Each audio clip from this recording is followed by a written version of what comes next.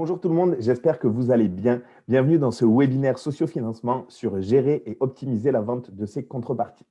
Je me présente, je suis Florent Guay, conseiller en démarrage d'entreprise à l'École des entrepreneurs du Québec. J'ai fait une maîtrise en accompagnement entrepreneurial, durant laquelle j'ai fait mon mémoire sur le sociofinancement.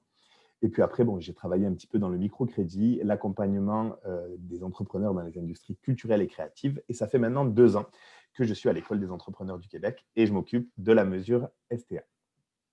On voudrait aussi remercier nos collaborateurs, La Ruche, Desjardins, Économie et Innovation Québec, sans qui ce webinaire n'aurait pas pu voir le jour.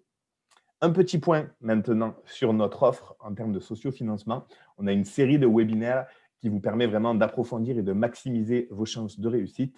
Et la première étape, le webinaire avant tous les autres webinaires, c'est tirer profit du sociofinancement. Oui, mais comment? Alors, on vous mettra tous les liens dans la description de tous les webinaires et notamment de celui-là qui vous explique vraiment toutes les bases du sociofinancement, de comment ça se passe, à comment réussir et ça vous permet de démarrer avec un bon bagage. Pour notre série, on en a 7. Le premier sur l'étude de marché, durant laquelle on vous donne un document Excel que vous pouvez remplir et mettre toutes les données relatives à votre campagne pour comparer avec les autres, pour comparer les plateformes, très, très complète et partir sur de bonnes bases. Le deuxième webinaire, engager sa communauté en prévision d'une campagne, il est donné par notre expert du numérique, Mathieu Delonne. Donc là, on est beaucoup plus sur tout ce qui est réseaux sociaux, référencement, etc. Très, très intéressant. Le troisième, faire un montage financier en vue d'une campagne. Le montant qu'on demande et le montant qui va rentrer dans notre poche ne va pas forcément être le même, car il y a des coûts pour réussir sa campagne. Et donc, il ne vaut mieux pas avoir de surprise et le prévoir d'avance. Ce webinaire, il va directement être lié au webinaire numéro 4. Utiliser Prévisio pour sa campagne de sociofinancement. Prévisio, c'est quoi? Prévisio, c'est un outil en ligne qui vous permet de faire vos prévisions financières. Donc, vous pouvez aller voir prévisio.ca et on peut aussi l'utiliser pour prévoir sa campagne de sociofinancement. Le webinaire numéro 5, bâtir sa page de campagne étape par étape. Ça ne semble rien, mais la page de campagne, c'est très important pour donner envie aux contributeurs d'acheter et de participer. C'est vraiment la vitrine de votre entreprise et de votre campagne, donc il faut qu'elle soit absolument réussie. On vous aide dans ce webinaire. Le numéro 6, développer un plan de communication efficace. Évidemment, dans le sociofinancement, la communication, c'est le nerf de la guerre. Donc, il faut à tout prix prévoir d'avance et faire des stratégies, ce dont on vous aide dans ce webinaire numéro 6. Puis, le dernier, le numéro 7, c'est objectif atteint, comment gérer votre après-campagne. Alors, en fait, c'est pour pouvoir capitaliser bien après que votre campagne soit terminée et profiter des bénéfices de cette campagne de sociofinancement tout au long du démarrage de votre entreprise. Voilà pour nos 7 webinaires. Encore une fois, tout est dans la description. N'hésitez pas à vous inscrire. Ils ont lieu tous les mois. Ils recommencent tous les mois. On passe de suite à ce qui nous intéresse, la vente et le processus de vente. Voici notre proposition du processus de vente. Il existe d'autres modèles avec des terminologies différentes, mais les concepts et le cycle, ça reste toujours le même. C'est un modèle qui est applicable à la vente classique, dans des activités d'entreprise classiques, bien évidemment. Et si vous n'êtes pas convaincu de mettre en place un tel processus de vente pour votre campagne de sociofinancement, rappelez-vous que vendre des contreparties et atteindre le montant demandé, c'est la seule façon de réussir votre campagne de sociofinancement et de profiter de tous les bénéfices assortis. Donc, évidemment, on a adapté le processus pour le sociofinancement. Et voilà, ça va vous permettre de vous organiser et de vous structurer pour laisser moins de place à l'incertitude. Donc, avant de commencer, on voit qu'il y a 5 colonnes, prospection, qualification, proposition, négociation et client. Et je voudrais vous dire que chaque action que vous allez entreprendre avec votre contributeur, vos clients potentiels, ils doivent avoir pour but d'avancer vers la droite, d'une colonne vers la droite. Donc, commençons par la prospection. La prospection, on va faire un état des lieux de tous les gens qui sont plus ou moins susceptibles de contribuer à notre campagne. Ceux qui sont le plus susceptibles de donner, ils vont rentrer dans la piste de vente. En général, c'est vos proches, tous ceux qui vont vouloir contribuer de manière sûre, votre famille, vos amis, ceux qui vous ont dit qu'ils vous aideraient dès que vous lancez votre projet. On est sûr à 70-100% qui vont participer.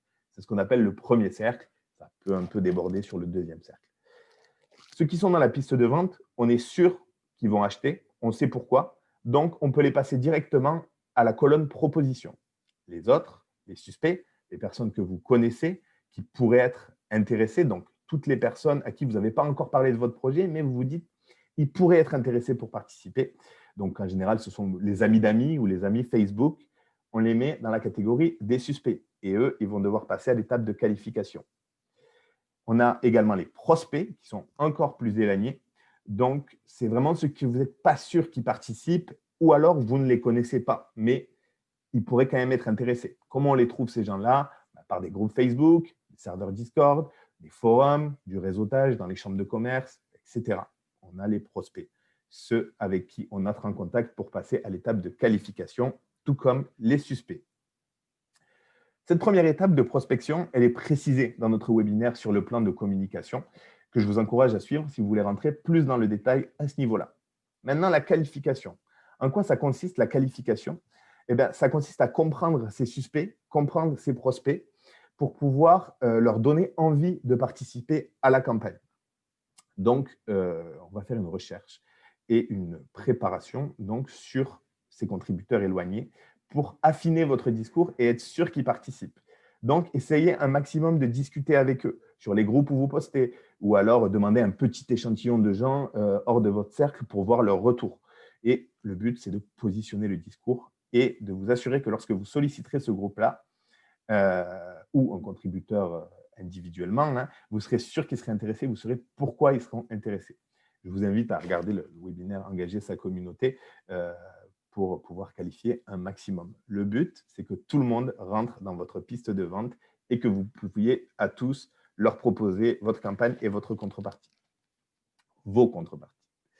On passe donc à la proposition. Normalement, vous avez votre liste de gens qui seraient potentiellement intéressés. Pendant la qualification, vous avez vu un peu ce dont ils ont besoin et ce qu'ils recherchent dans votre produit. Dans l'étape de proposition, eh bien, il y a votre page de campagne, il y a vos contreparties qui va leur permettre de passer à l'acte d'achat et donc à l'achat de contrepartie. Donc, la proposition, ça se résume à deux choses, votre page de campagne et vos contreparties.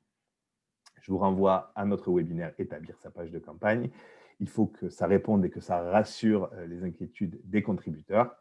Et vous pouvez aussi demander encore là un feedback de vos clients pour savoir comment l'améliorer. Vous pouvez aussi faire des propositions directement écrites quand vous parlez à des groupes ou à des personnes. Donc ça, c'est autre chose. C'est directement aller solliciter les gens. Et on peut aussi positionner un discours écrit qu'on aurait établi grâce à la qualification. Une fois qu'on a notre proposition, notre page de campagne, que les gens ont vue, il y a la négociation. Mais la négociation dans une campagne de sociofinancement, ce n'est pas pareil. C'est représenté par la communication que vous allez faire tout au long de la campagne, les posts Facebook disant à quel pourcentage vous en êtes et pourquoi il faut que plus de gens y participent, même si le montant est atteint. Donc voilà, c'est également représenté encore une fois par les contreparties, selon quelle est la plus intéressante en fonction du souhait de chacun de vos contributeurs. Il y en a qui préfèrent une contrepartie moins chère et symbolique, il y en a qui préfèrent payer plus et avoir quelque chose de tangible, le produit en avant-première par exemple. Puis notre dernière colonne, client. Ça représente tout simplement la relation client et l'après-campagne. Une fois que les gens ils ont contribué, il va falloir faire du repeat business et que ce soit vos clients de manière régulière. Donc là, je vous invite à suivre notre webinaire sur l'après-campagne pour savoir comment optimiser cette étape-là. Mais voilà, c'est une étape qui vient bien après. Donc, pour notre processus de vente, c'est comme ça que ça se passe. Maintenant, on l'a, on va devoir le vivifier. Comment on le vivifie? Eh bien, tout simplement en faisant des activités marketing à chacune des étapes. Je n'ai pas mis l'étape relation client car c'est un petit peu éloigné de la campagne. Ça ne nous intéresse pas vraiment aujourd'hui. Ces actions marketing, il y en a plusieurs qui peuvent être automatisées grâce à divers outils que vous avez peut-être même déjà en place. En tout cas, il faut faire du marketing à chaque étape du processus. Donc, pour la prospection, encore une fois, je vous encourage à suivre le webinaire « Engager sa communauté ». Mais il y a 3 actions qu'on peut faire principalement. Du référencement, publier du contenu sur les médias sociaux et solliciter la liste de clients qu'on a et parler avec eux qu'on a établis. Pour la qualification, on peut faire des formulaires, des questionnaires pour un petit peu pouvoir mieux positionner son discours, faire des démonstrations lors d'événements ou de vidéos si vous en avez la possibilité et si votre projet s'y prête. Et évidemment, il y a toute la partie discussion pour qu'on sache vraiment ce qu'attendent les gens de votre projet. Proposition, encore une fois, on est sur la page de campagne qu'il faut faire la plus attrayante possible avec les contreparties qui correspondent le mieux à votre clientèle. Puis enfin, la négociation, c'est tout simplement la communication régulière d'où vous en êtes dans la campagne. Une fois qu'on a son processus de vente bien vivifié, on va pouvoir se fixer un objectif de vente et l'analyser. Alors, fixer un objectif de vente, ça commence d'abord, on a choisi la méthode de fixer d'abord son montant de base. On part du montant. Le webinaire Montage financier Prévisio vous permet de fixer un montant qui vous servira d'objectif en prenant en compte les coûts et en étant assez assuré que c'est le bon. On part de cet objectif-là. Donc, on a pris un petit exemple où on fait un objectif de 8 000 $. On part de l'objectif et on va vouloir le ramener au dénominateur le plus révélateur. Donc, d'abord, la contrepartie moyenne et puis ensuite, le nombre de contributeurs.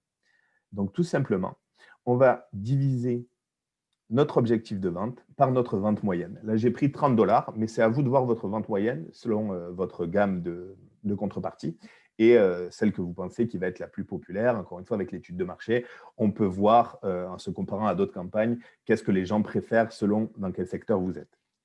En général, les contreparties les plus populaires sont à 30 $, mais c'est un exemple général. Il faut que vous voyez en fonction de votre secteur et de votre projet. Mais j'ai pris cet exemple-là, ce qui fait que si on a 8 000 $ et que en moyenne, chacun des contributeurs va donner 30 $, il nous faut 266 contributeurs.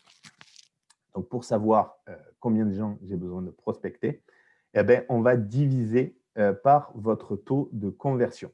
Pour avoir son taux de conversion, c'est tout simplement estimer le nombre de gens sollicités par rapport au nombre de contributeurs qu'on va avoir avec l'étape de prospection et de qualification. Normalement, vous devez être capable d'en sortir un chiffre. Parce que voilà, vous aurez votre liste de clients, vous serez allé les voir, vous aurez un petit peu vu leurs besoins, vous aurez parlé de la campagne, et puis vous saurez effectivement combien s'ils sont francs en tout cas, combien seront effectivement intéressés.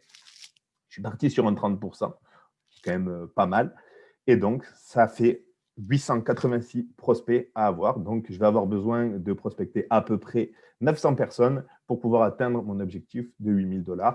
C'est le plan de match. On peut répartir le nombre obtenu par semaine ou par jour, de nombre de gens à prospecter en fonction de la durée de votre campagne. Puis enfin, un petit point sur les indicateurs. Alors là, on est dans la comptabilité de gestion.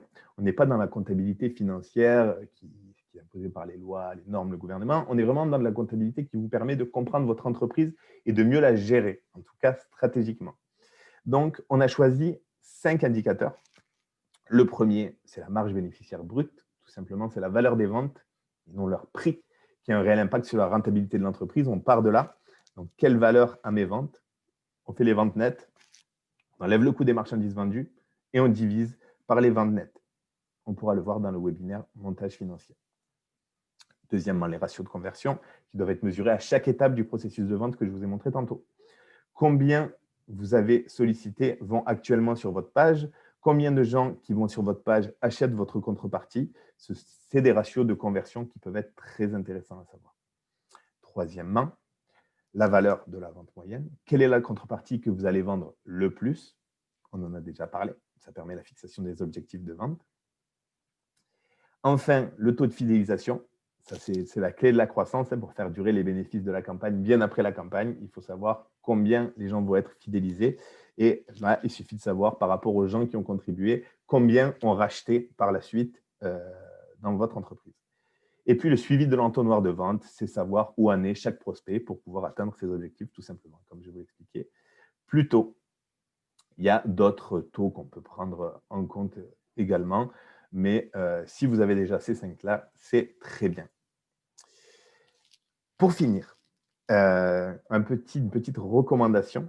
Donc, une fois que vous aurez mis en place un processus de vente et des outils adaptés à votre entreprise, je vous invite à visionner la vidéo de Céleste Headley qui donne 10 trucs pour communiquer efficacement. C'est un TED Talk qui est absolument inspirant et très agréable à regarder. Et sinon, pour vous aider à concrétiser les apprentissages d'aujourd'hui, je vous conseille évidemment de suivre notre série de webinaires et on vous mettra le lien de la vidéo de Céleste Headley dans la description. Si vous êtes prêt à vous lancer, on offre aussi 1 heure de coaching gratuitement. Envoyez-nous un courrier à la sociofinancement@commercialequebec.com. Puis, je vous invite à rester connecté avec nous, l'École des entrepreneurs du Québec. Allez voir notre site, nous suivre sur Facebook, Instagram, Twitter, YouTube et LinkedIn pour voir nos actualités. On essaye de mettre en place des choses toujours plus créatives pour aider les entrepreneurs du Québec. J'espère que ça vous a plu. Je vous souhaite une excellente journée. Au revoir.